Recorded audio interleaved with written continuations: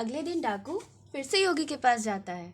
योगी ने कहा, आओ आओ, आज मैं आपको नियम के बारे में बताऊंगा। नियम का पहला भाग है शौच।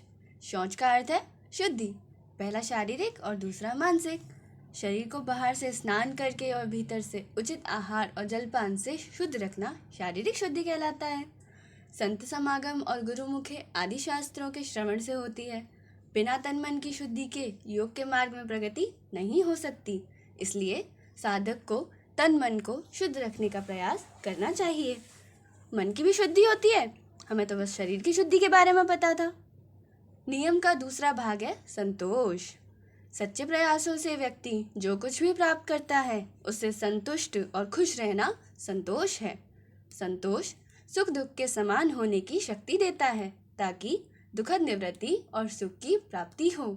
संतोषी नर सदा सुखी। जो कुछ भी परमात्मा ने हमें दिया है उससे संतोष करना चाहिए।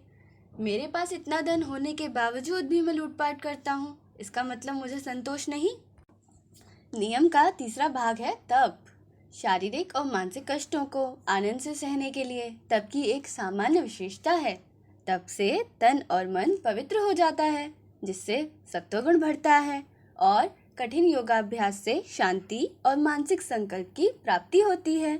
जीवन में जो भी बाधाएं, विघ्न, कष्ट व संकट रोग द्वेष रहित होकर उनको स्वीकार करना तथा अपने लक्ष्य की ओर निरंतर बढ़ते रहना ही तप है। तप करने से शारीरिक और मानसिक कष्टों को सहने करने की क्षमता भी बढ़ती है। नियम का चौथा भाग है स्वाध्याय। स्व का अर्थ है अपनी आत्मा, स्वाध्याय का अर्थ है अपनी आत्मा को जानने का अध्ययन। जब इंद्रियों के विषयों में भटकता हुआ बहिर्मुखी मन अंतर्मुखी हो जाता है तो आत्मा का दर्शन और अध्ययन संभव हो जाता है। आत्मनिरीक्षण के लिए शास्त्रों का अध्ययन करना, नियमित रूप से योग का अध्ययन करना और आत्मनिरीक्षण करना, ये सभी स्वाध्याय की सामान्य विशेषताएं हैं। वे शास्त्र, दर्शन शास्त्र, उपनिषद, गीता, संतों के उपदेश से आज जो कुछ भी पढ़ने योग्य अच्छा हो उसका अध्ययन, श्रवण, मनन व चिंतन करना स्वाध्याय है। आज तक मैंने वेद, शास्त्र, गीता और संतों के उपदेश न पढ़े न सुने, इसलिए मैं जंगलों में भटक रहा हूँ। अब मैं तुम्हें नियम का पांचवा भाग ईश्वर प्राणिधान बताता हूँ।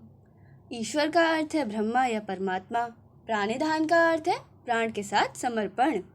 ईश्वर प्राणिधान में पूरे दिल और दिमाग से भगवान की पूजा करें और उनकी भक्ति करें। ईश्वर प्राणिधान योग की अंतिम भूमिका समाधि प्राप्ति का साधन है।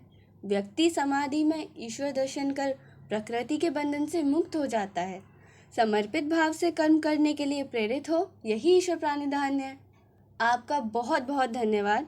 अब मुझे लगने लगा है योग के ये दो मुख्य भाग को अपने जीवन में उतारकर मैं अपने आप को सुधार सकता हूँ।